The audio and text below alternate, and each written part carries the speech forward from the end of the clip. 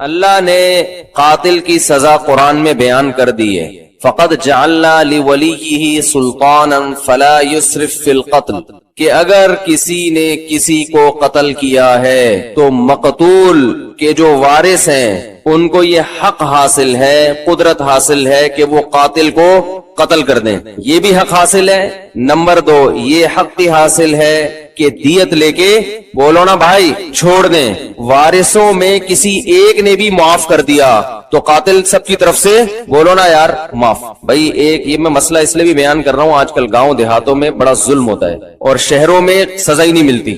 گاؤں دیہاتوں میں جتنا جرم ہے اس سے زیادہ سزا ملتی ہے اور شہروں میں جتنا جرم ہے اتنی بھی نہیں ملتی۔ مزید آپ آگے جائیں گے تو جس کا جرم نہیں ہے اس کو مل رہی ہوتی ہے، سمجھ رہے ہیں نا، کچھ بھی بنا کے کسی پہ بھی کیس ڈال دیا جاتا ہے۔ تو قاتل یہ بھی ایک شریعت کا حکم ہے۔ گاؤں دیہاتوں میں، قبائلی علاقوں میں جب کہیں قتل ہو جاتا ہے تو اس میں پھر شریعت کا خیال نہیں کیا جاتا، کیونکہ اخفل طریقے سے چل رہے ہیں نا اسلام پہ، اخفل طریقے سے۔ تو اسلام میں پہلا حکم یہ ہے کہ قتل کا حق حکومت کا نہیں ہے بلکہ مقتول کے، نقصان حکومت کا تھوڑی ہوا ہے، مقتول کے وارثوں کا۔ بیوی ہے تو شوہر انتقام، شوہر ہے تو بیوی، بیٹا ہے تو باپ، باپ ہے تو بیٹا۔ سمجھ رہے ہیں کہ نہیں سمجھ رہے؟ اب کسی کے باپ کو قتل کر دیا، اس کے 4 بیٹے ہیں، ایک بیٹے نے بھی قاتل کو معاف کر دیا تو سب کی طرف سے معاف۔ اب حکم خود بخود کہاں آ جائے گا؟ دیت کی، کیونکہ چاروں کا رائٹ تھا نا، ایک نے بھی معاف کر دیا تو اب قاتل کو قتل نہیں کیا جا سکتا۔ اب کنورٹ ہو جائے گا معاملہ کہاں؟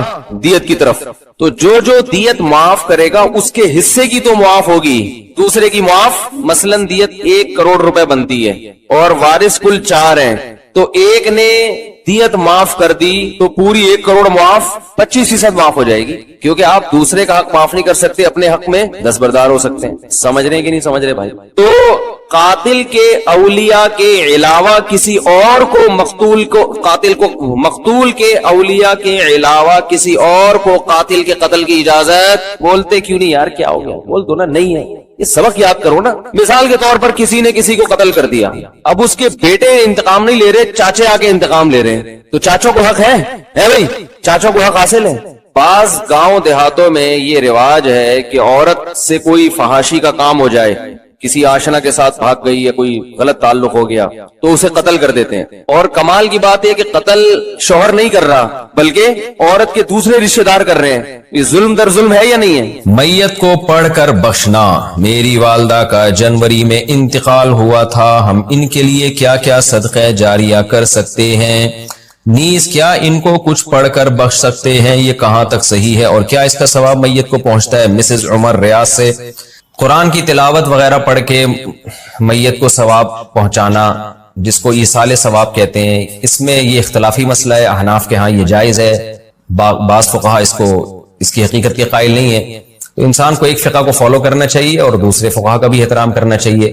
اس کے دلائل کیا ہیں احناف کے، وہ میں کئی بار مسائل میں ریکارڈ کروا چکا ہوں، مضبوط دلائل ہیں، لیکن اتنی بات تو بہرحال ثابت ہے کہ اتفاقی چیز کیا ہے، وہ یہ ہے کہ پیسوں کا صدقہ کیا جائے۔ اس میں تمام فقہا کا اتفاق ہے کہ اس کا ثواب میت کو، جو بھی یعنی معتد بھی فقہا ہیں جو ان کا اتفاق ہے کہ اگر آپ پیسے صدقہ کرتے ہیں یا کوئی کنواں کھدوا دیتے ہیں یا کوئی اور صدقہ جاریہ کا انتظام کرتے ہیں تو اس کا ثواب تو بہرحال یقینی پہنچتا ہے۔ اور حدیث میں بھی یہ چیز منصوص ہے۔ نبی صلی اللہ علیہ وسلم سے ایک صحابیہ نے پوچھا میں اپنی ماں کی طرف سے صدقہ کرنا چاہتی ہوں، افاتصدق عنہا ان امی توفیت عنی، میری ماں کا انتقال ہو گیا ہے، افاتصدق عنہا، کیا میں ان کی طرف سے صدقہ کروں؟ آپ نے فرمایا ہاں۔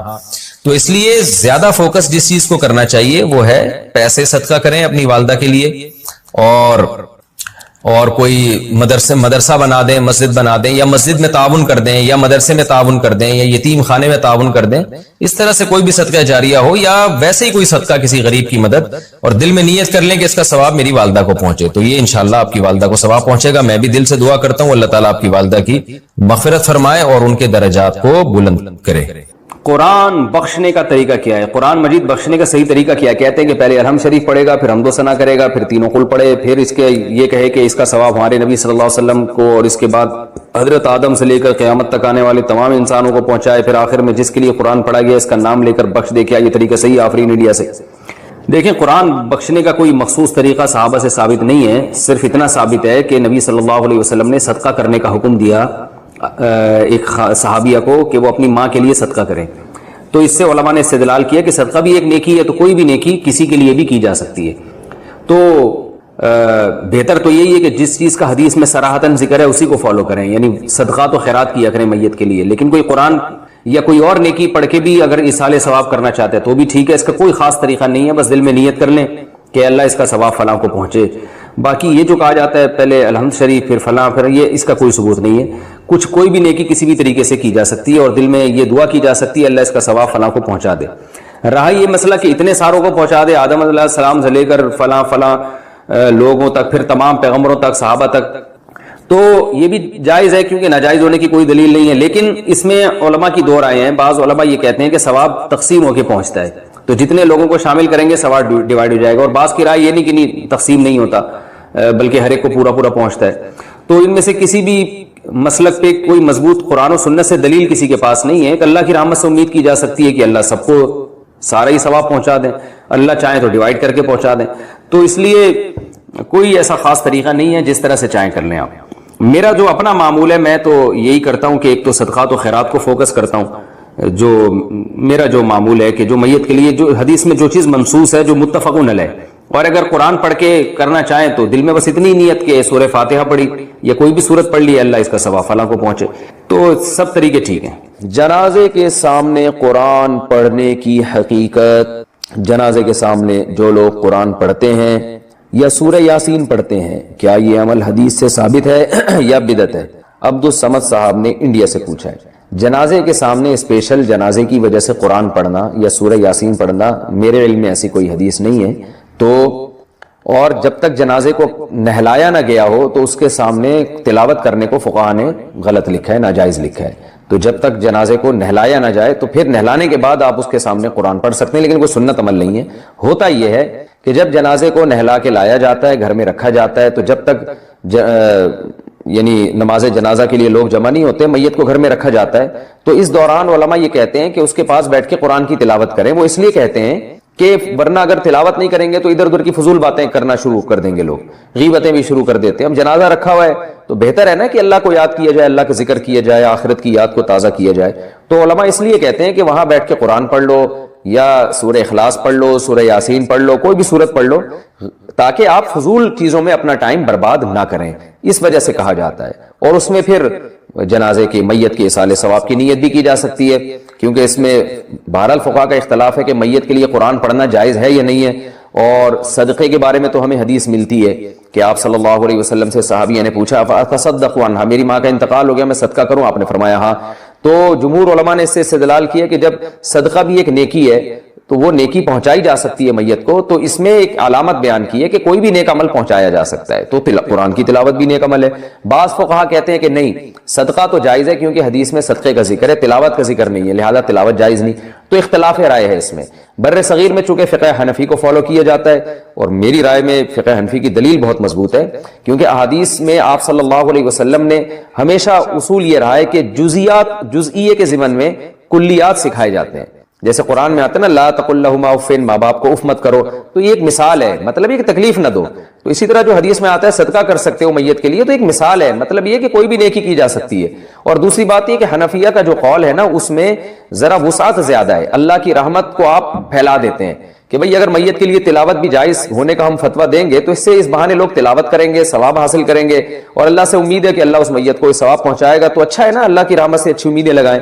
تو ویسے بھی شریعت کا مزاج ہے کہ جس چیز میں رحمت والا عنصر غالب ہو اس قول پہ آپ کو فتویٰ دینا چاہیے، یہ ہماری رائے ہے۔ اگر کوئی اس سے اختلاف کرتا ہے تو وہ اس کا اپنا مسئلہ ہے۔ تو اس لیے جنازے کے پاس قرآن پڑھنا الگ سے کوئی اس کی فضیلت ہمارے علم میں نہیں ہے حدیث میں، لیکن کہا اس لیے جاتا ہے کہ وہاں بیٹھ کے ادھر ادھر کی باتیں کرنے سے بہتر ہے کہ آپ قرآن پڑھ لیں۔ البتہ قرآن خوانی میت کے لیے یہ جائز نہیں ہے، کیونکہ قرآن خوانی کو کہتے ہیں کہ لوگوں کو قرآن پڑھنے کے لیے جمع کرنا۔ تو قرآن پڑھنے کے لیے جو جمع ہے نا، تو اجتماعی عمل کے لیے ثبوت ضروری ہے، یہ خوب ذہن میں رکھیں۔ جیسے آپ اپنے طور پر 2 نفل کبھی بھی پڑھ لیں، جائز ہے، لیکن اگر آپ لاؤڈ سپیکر میں اعلان کرتے ہو یا کارڈ چھپواتے ہو یا منادی کراتے ہو آؤ میں اشراق کے 2 نوافل پڑھ رہا ہوں، تمام حضرات سے گزارش ہے کہ مسجد میں آ جائیں، اب یہ اجتماعی عمل بن گیا، یہ بدعت ہو جائے گا۔ تو اجتماع کے لیے آپ کو دلیل کی ضرورت ہے، اس لیے علماء کہتے ہیں کہ اجتماعی قرآن خوانی یہ بدعت عمل ہے، کیونکہ یہ ایصال ثواب کے لیے آپ ایک عبادت کر رہے ہیں اور اجتماعی سطح پہ. تو ہمیں نہیں ملتا صحابہ کرام میں کہیں کسی نے کبھی اجتماع کیا ہو. حضرت ابو بکر کا انتقال ہوا, کہیں نہیں ملتا کہ حضرت عمر نے تمبو لگایا ہو اور سب لوگوں کو جمع کر کے ان کی قرآن خوانی کی ہو. حضرت عمر کی شہادت ہوئی تو کہیں نہیں ملتا کہ حضرت عثمان نے ان کے لیے قرآن خوانی کی ہو. یہ ثابت نہیں ہے, اور اس پر علماء کے فتاوی بھی موجود ہیں. البتہ برکت کے لیے قرآن خوانی ایک الگ چیز ہے. برکت کے لیے یعنی مکان دکان کی برکت میں جو قرآن خوانی ہے وہ عبادت نہیں ہے, وہ از قبیل رقیہ ہے, رقیہ دم, تو اس کے لیے ثبوت کی ضرورت نہیں ہے. لیکن بہرحال بعض علماء اس کو بھی بدعت اس لیے کہتے ہیں, بدعت تو نہیں یعنی بدعت کی تائید کا ذریعہ بنتی ہے. تو بعض علماء کہتے ہیں کہ اس زمانے میں برکت کے لیے بھی قرآن خوانی نہیں کرنی چاہیے, بلکہ برکت کے لیے گھر کے اپنے لوگ مل کے قرآن پڑھ لیں یا نماز پڑھ لیں یا دعا مانگ لیں. لیکن بہرحال اگر کوئی برکت کے لیے قرآن خوانی کرواتا بھی ہے تو اس کی بہرحال گنجائش موجود ہے. احتیاط اسی میں ہے کہ اس کو ترک کیا جائے, کیونکہ لوگ ایصال ثواب اور برکت والی قرآن خوانی. فلولا اذا بلغت الحلقوم, اللہ کہتے ہیں یہ باتیں میں بتا رہا ہوں, یہ میں تھوڑی خود کہہ رہا ہوں, یہ باتیں ہیں. یہ کون کہہ رہا ہے بھائی؟ یہ تو اللہ کہہ رہا ہے, یہ تو اللہ کہہ رہا ہے. تو قرآن آگے کیا کہتا ہے؟ فلولا اذا بلغت الحلقوم. اللہ کہتے ہیں ایک ٹائم ایسا بھی آتا ہے, ابھی تو مزے میں ہو, جب تمہاری جان کہاں تک پہنچے گی؟ بولو نا, یہاں. ہر آدمی پہ یہ ٹائم آتا ہے کہ نہیں آتا؟ ہچکیاں لے, یوٹیوب پہ دیکھ لو ویڈیو, بڑے بڑے پاورفل اور اب آخری ہچکیاں لے رہے ہوتے ہیں. کیسا ترس آتا ہے نا اس کے اوپر. ہچکیاں لے رہا ہوتا ہے آدمی, کوئی کلمہ پڑھ رہا ہوتا ہے, کسی کی آنکھیں پتھرا رہی ہوتی ہیں اور بڑی حسرت سے لوگوں کو دیکھ رہا ہوتا ہے. فلولا اذا بلغت الحلقوم وانتم حينئذ تنظرون. اللہ کہتے ہیں تم بڑے بڑے طاقتور لوگ اس کے قریب کھڑے ہو کر اس کو دیکھ رہے ہوتے ہو کہ ابھی اس کی روح نکلنے والی ہے. ترجعونها ان کنتم صادقین, تم اس کی روح کو لوٹا دیا کرو. تمہارے پاس پیسہ بھی ہے, تمہارے پاس حکومت بھی ہے, تمہارے پاس امیزون میں تم نے بڑا بزنس بھی کیا ہوا ہے. اب کیا کیا, اگر تمہاری سائنسی ترقی بھی ہے تو تھوڑی دیر کے لیے کیا کر لو بھائی, اس کی روح کو کیا کر لو. تم بھی حسرت سے دیکھ رہے ہوتے ہو کہ ہمارا پیارا ہمارے سامنے دنیا سے جا رہا. یہ تو تمہاری 2 ٹکے کی اوقات ہے. اللہ ہمیں ہماری اوقات بتا رہا ہے. میرا خیال ہے بات سمجھ میں آ نہیں رہی آپ لوگوں کی. میرے اندر تو بھائی اتنے ہی پھیپڑے ہیں جتنا میں سمجھ. مجھے غصہ اس لیے آ گیا کہ پہلے بھی زنا ہوتا تھا, کم چھپتے تھے لوگ کہ پکڑے نہ جائیں. اب پوری پوری یونیورسٹیوں میں لڑکے لڑکیوں کی بسیں بھر بھر کے جا رہی ہیں تفریح کے لیے. باپ خود اجازت دے رہا ہے, بھائی تمہاری اپنی لائف ہے بیٹا, تم اگر بھنگن چمارن بننا چاہو تو ہم کون سا شریف لوگ ہیں, ہم بھی بھنگی اور چمار ہیں. بزبان حال وہ یہ کہہ رہا ہوتا ہے. سمجھ میں نہیں آ رہی. عزت دار آدمی کبھی اپنی لڑکی کو کسی غیر مرد کے ساتھ جانے نہیں دے گا. کہے گا میں مر جاؤں گا, میں دنیا کو کیا منہ دکھاؤں گا میں. لیکن اب اس کو پتا ہے دنیا کو میں منہ دکھاؤں گا, دنیا بھی میری تعریف کرے گی. بڑا لبرل قسم کا باپ ہے ماشاءاللہ. اپنی بیٹیوں پہ کوئی کسی قسم کا کنٹرول نہ ہے, نہ رکھنا چاہتا ہے. ڈانس کر رہے ہیں اپنی بیٹیوں کے ساتھ, ناچ رہے ہیں اپنی بیٹیوں کے ساتھ, لائکس مل رہے ہیں ان کو, لوگ شیئر کر رہے ہیں ماشاءاللہ جی. جو باپ محافظ تھا بیٹی کو حیا سکھانے کا, وہی بیٹی کی حیا نکال رہے. براڈ مائنڈڈ باپ ہے. کپڑے اتارو بھائی اس کے لوگوں کے سامنے, بہت زیادہ براڈ مائنڈ. گورا کو تو چڑیاں پہن کے ان کی بیٹیاں ان کے باپ کے سامنے ناچتی ہیں. براڈ مائنڈڈ بننا ہے تو پھر پورا بنو نا. یہ منافقت کیسی ہے؟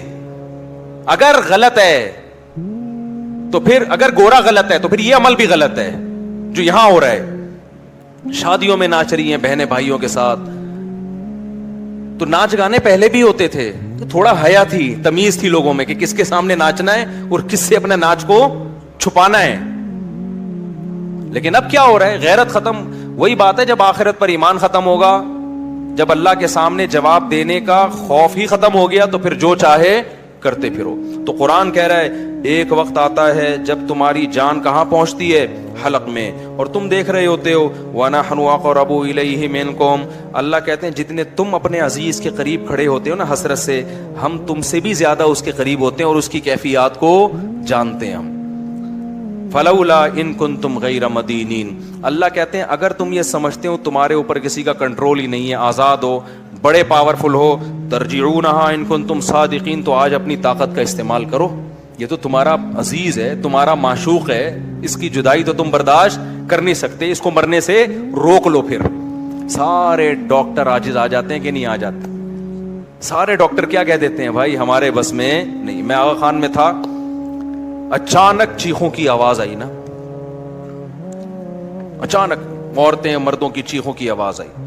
میں ایک دم ڈر گیا, کیا ہوا؟ پتا چلا جی ان کے والد صاحب ان کی ڈیتھ ہوئی ہے. آئے تھے تھوڑی دیر پہلے بالکل ٹھیک ٹھاک تھے بستر پہ, اچانک کوئی ہارٹ اٹیک ہوا یا برین ہیمریج جو کیا ہوا بہرحال, تو وہ ان کو توقع نہیں تھی کہ ہمارا باپ ایسے بھی جا سکتا ہے. تو بچیاں بھی رو رہی ہیں. میں نے کہا یار یہ دیکھو, کہ میں نے ایسے موت کے بہت سارے واقعات دیکھے. گلی میں گزر رہے ہیں, چیخو پکار کی آواز آئی, کیا ہوا بھائی؟ پتا چلا جی ڈیتھ ہو گئی. کتنے کتنے سال رشتے آپس میں ٹائم گزارتے ہیں اور جدا ہونے میں چند سیکنڈ بھی بولو نہیں لگے, اور پھر روتے 3-4 دن تک ایسے ہیں جیسے بڑا غم ہوا ہے, اور 3-4 دن کے بعد 20-20 30-30 سال پرانے رشتوں کو ایسا بھولتے ہیں جیسے زندگی میں کبھی رہنا نصیب ہی نہیں. یہ ہے وہ دنیا جس کے پیچھے انسان کس کو ناراض کر رہا ہے؟ خدا کو ناراض کر رہا ہے. تو قرآن کہتا ہے اس کی جان لوٹا کے دکھاؤ. فَأَمَّا إِنْ كَانَ مِنَ الْمُقَرَّبِينَ, اللہ کہتے ہیں اب یہ میرے پاس آ گیا ہے, اب یہ تمہاری کسٹڈی سے نکل گیا. اب میں بتاتا ہوں اس کے ساتھ کیا ہونے والا ہے. سمجھ رہے ہو نا؟ اب اس کا خود اپنے اوپر بھی کنٹرول نہیں. اب تک تو یہ تمہارے ساتھ بہت کچھ کر رہا تھا, فلاں کو اوپر چڑھا دیا, فلاں کو گرا دیا, فلاں کو یہ کر دیا, فلاں کو یہ کر دیا, کسی کو گالی دے دی, کسی کو صدقہ خیرات کر دیا. اب تو یہ کر رہا تھا, اب اس کے ساتھ میں کروں گا جو بھی ہوگا. تمہارا بھی کنٹرول ختم اور خود اس کا بھی اپنے اوپر سے کنٹرول ختم.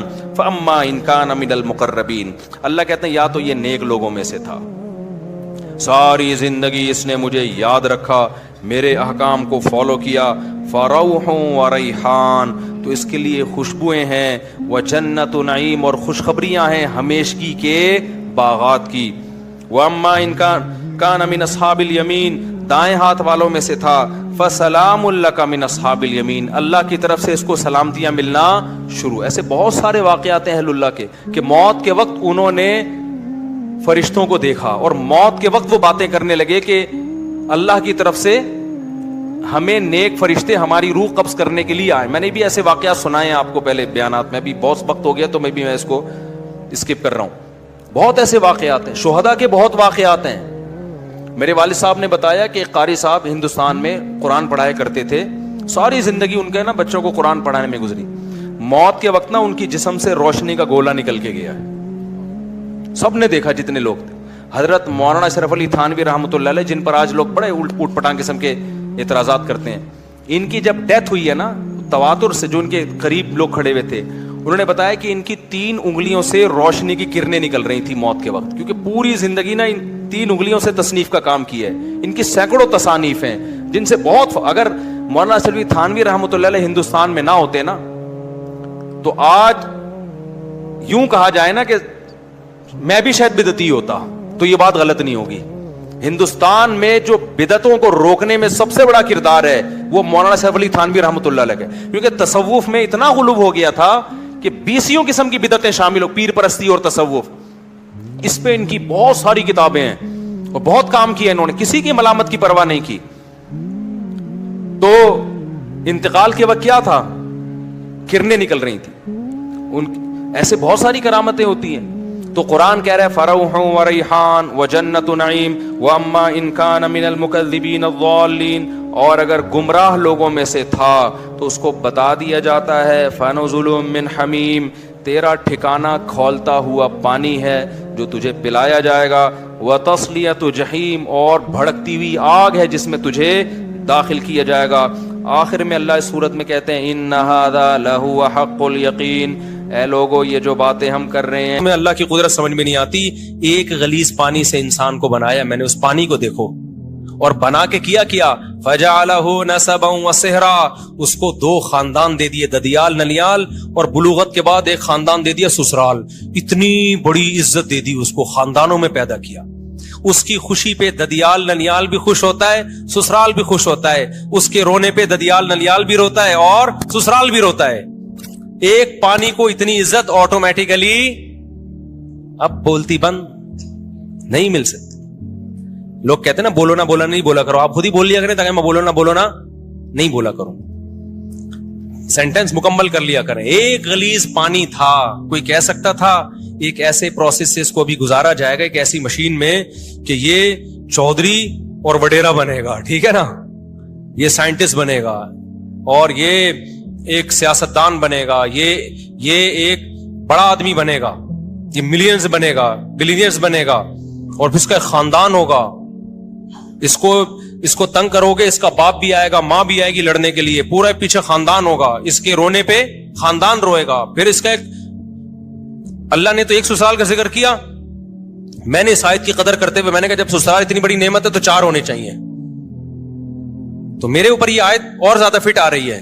کیا خیال ہے بھائی کہ هو الذی خلق من الماء بشرا, اللہ نے ایک غلیظ پانی سے انسان کو پیدا کیا اور اسے نسب بھی دیا اور 4 عدد نسب ایک دیا, سسرال کتنے دے دیے. اس سے پتہ چلتا ہے, اس آیت سے پتہ چلتا ہے کہ خاندان ایک بہت بڑی نعمت ہے, اور نعمت جتنی زیادہ ہو اتنا اچھی ہوتی ہے. پیسہ نعمت ہے یا نہیں ہے؟ تو کبھی کوئی کہتا ہے زیادہ پیسہ ایکچولی میں خرچ کہاں کروں گا, ایکچولی مینیج کرنا مشکل ہے. ابے لے آ, بعد میں دیکھیں گے کیا مینیج کرنا ہے اس کو. تو اولاد بھی نعمت ہے. یہب لمن یشاء اناثا, اللہ کہتے ہیں گفٹ کرتا ہوں بیٹے بیٹیاں, آنے دے, آنے کے بعد کرنا ہے کہ کرنا کیا ہے ان کا, آنے میں نہیں روکنا ان کو کہ گفٹ کم لینے ہم نے, گفٹ تو جتنے زیادہ آ جائیں, اس کے بعد پھر ان کا کرنا کیا ہے. تو بچے پیدا ہونے سے مت روکو, ہونے کے بعد پھر پلاننگ کرو. مسئلہ یہ نہیں ہے بچے جو بگڑتے ہیں نا, اس لیے نہیں کہ زیادہ ہے, اس لیے کہ پیدا ہونے کے بعد بھی نہیں سوچ رہے ہوتے ان کو بنانا کیا ہے ہم نے. وہ تو ایک بھی بگڑ جائے گا, پھر تمہارا بچہ پیدا ہوا تم قیامت تک سوچتے رہو گے کرنا کیا ہے اس کو, تو چور بن جائے گا, آٹومیٹیکلی ڈاکو بن جائے گا. تو وہ تو جو بگڑنا ہوگا تو ایک بھی بگڑے گا. اگر پلاننگ کر کے پیدا کرنے میں پلاننگ نہیں کرو, پیدا تو اللہ کی طرف سے گفٹ ہے, جتنا ہو اچھا ہے, لیکن جو پیدا ہوتے جائے اسی وقت ان کو انسان کا بچہ بنانے کی فکر بولو کرتے چلے جاؤ کہ بگڑے نہیں ہے. ایسا نہیں چرسیوں میں بیٹھ رہا ہے, ایک بچہ بھی چرسی میں بیٹھے گا تو چرسی بنے گا, 18 بچے بھی اگر بھائی انسانوں میں بیٹھیں گے تو کیا بنیں گے, انسان کے بچے بنیں گے. فیملی پلاننگ والوں نے تو بچے ہی روک دیا نا. تو نسبا و صہرا, قرآن کہتا ہے سسرال والا بنایا, تو سسرال بھی جتنے زیادہ ہوں اتنے کیا ہیں, اور نعمت ہے سسرال. آپ کسی, یہ تو ہم مذاق کرتے رہتے ہیں, مذاق اڑاتے رہتے ہیں سسرال کا, دل بھی چاہتا ہے لیکن اب کیا کریں, مجبور ہے. لیکن ویسے کتنی عزت ہوتی ہے جب آپ کا ان کے گھر رشتہ نہ ہوا ہو, آپ جاؤ, کوئی عزت دیتا ہے. جہاں آپ کی بات ابھی شادی بھی نہیں ہوئی, صرف رشتہ طے ہو گیا ہے, بھائی دولہا بھائی آئے ہیں, بھائی ان کا سموسے کا پوچھو, ایسا نہ ہو برا لگ جائے. آپ کو پتا ہے ادھر برا, ادھر اس کو ٹینشن دی, پارسل کدھر کرے گا, یہ بہن پہ جا کے پارسل کرے گا. یہ سسر کو پتا ہوتا ہے داماد کو ذرا سا ٹارچر کیا, میرے سامنے تو کچھ نہیں بولے گا, یہ پارسل کدھر کرے گا, بیٹی پہ جا کے غصہ نکالے گا. کیسی رسپیکٹ مل رہی ہوتی ہے دامادوں کو. کیا خیال ہے بھائی, بیٹھیے آپ آئیے, ورنہ کون گھسنے دیتا ہے یار. اجنبی لڑکی ہوتی تو عزت دار لوگ تھوڑی گھسنے دیتے, بےغیرت تو آتے ہیں, آجا بھائی لیٹ کیوں آیا, تو کب سے انتظار کر رہی ہے. بوائے فرینڈ جو ہوگا نا, تو اس میں تو اپا آج کل پریشان ہوتے ہیں جن میں غیرت ہی نہیں ہوتی. تو قرآن کیا کہہ رہا ہے بھائی, یہ اس ٹاپک, یہ قرآن کہہ رہا ہے یہ آٹومیٹیکلی یہ ممکن کہ پانی کو اتنی عزت مل جائے, اس کے دنیا میں آنے سے پہلے اس کے خاندانوں کا انتظام ہو جائے, بلوغت کے بعد بھی انتظام ہو. یہ اگر آٹومیٹیکلی ہو رہا ہوتا تو اس کائنات میں اتنی بیوٹی, اتنا حسن نہیں ہوتا اس کائنات. یہی وجہ ہے کہ جو قرآن کے منکر ہیں وہ اس بیوٹی سے محروم. ان کے ہاں نہ سسرال ہوتا ہے نہ ددیال ہوتا ہے, ایک ننیال میں ایک عدد اماں رہ گئی ہے بس خالی ان کی, اور اس سے وہ جان چھڑا نہیں سکتے. ورنہ گورے کا بس چلے تو وداؤٹ اماں بچے پیدا ہوں, کلوننگ کے ذریعے, ٹیسٹ ٹیوب کے ذریعے, اماں کے رشتے سے بھی کٹا دے, بولو ریاست کے غلام بن کے رہو, بس تم اسٹیٹ کے غلام بنو, ٹیکس ٹائم پہ دے دیا کرو. وہ مجبور ہے, اماں سنگل مدر, سارا ان کا نہ ان کے یہاں سسرال ہوتے ہیں, نہ سالے ہوتے ہیں, نہ سالیاں ہوتی ہیں, نہ کزنیں, نہ سب سیٹ اپ آہستہ آہستہ کیا ہو گیا, ختم. کیوں؟ اللہ کی آیتوں کا انکار کیا. تو اللہ نے خاندانوں کی جو محبتیں تھیں وہ چھین کے اس کے بدلے میں ان کو کتے پکڑا دی اللہ نے, کہ اب ان کتوں سے دل لگاؤ. فرانس میں بھی کتے پالے جاتے ہیں, میرا ویزا ریجیکٹ ہوا اس چکر میں یورپ کا. انہوں نے کہا ہمارا مذاق اڑاتا ہے. میں نے کہا مذاق نہیں اڑا رہا بھائی, آپ تو کتے پالتے ہیں, ماشاءاللہ کتنے اچھے لوگ ہیں آپ لوگ, کتے پالتے ہیں. ہمارے کتوں کا حال دیکھو. ابھی ایک واقعہ سناؤں, کتے پہ بڑا زبردست واقعہ ہے. اتنے کتے ہو گئے نا, اللہ کے ایم سی والوں کو بہت جزائے خیر دے. کچھ رپورٹیں آئی ہیں, انہوں نے کتے مارنا شروع کیے ہیں. ہوا یہ کہ کل ایک داڑھی والے صاحب آئے, داڑھی ان کی, تسبیح ہاتھ میں, یہی ہمارے دوست ہیں, اور ٹوپی ماشاءاللہ, بڑا پرنور چہرہ. مجھے کہتے ہیں مفتی صاحب مجھے ایک مسئلہ بتائیں. میں نے کہا کیا ہو گیا؟ کہتے ہیں یار وہ ایک کتا مر رہا تھا اور بالآخر اس نے دم توڑ دیا. تو کے ایم سی کی گاڑی مجھے نظر آئی. میں نے کہا یہ آپ لوگوں نے میں سے کسی نے مارا ہے؟ اس نے کہا ہاں. کہتے ہیں میں نے کہا بہت شکریہ آپ کا, اللہ جزائے خیر دے یار, یہ تو کتے بہت کاٹ رہے تھے انسانوں کو, تو شکر ہے آپ نے کچھ کنٹرول کیا. ایک نقاب میں خاتون ڈرائیونگ کرتے ہوئے نا گاڑی, کہتے ہیں میرے قریب آ کے رکی. انہوں نے میری بات کہتے ہیں سن لی. انہوں نے کہا کہ یہ آپ کہہ رہے کتا مارنے کے بارے میں؟ میں نے کہا جی میں نے کہا. یہ آپ کو خوشی ہوئی ہے کتے کو اس طرح سے مارا گیا اور یہ مر گیا؟ یعنی زہر وہر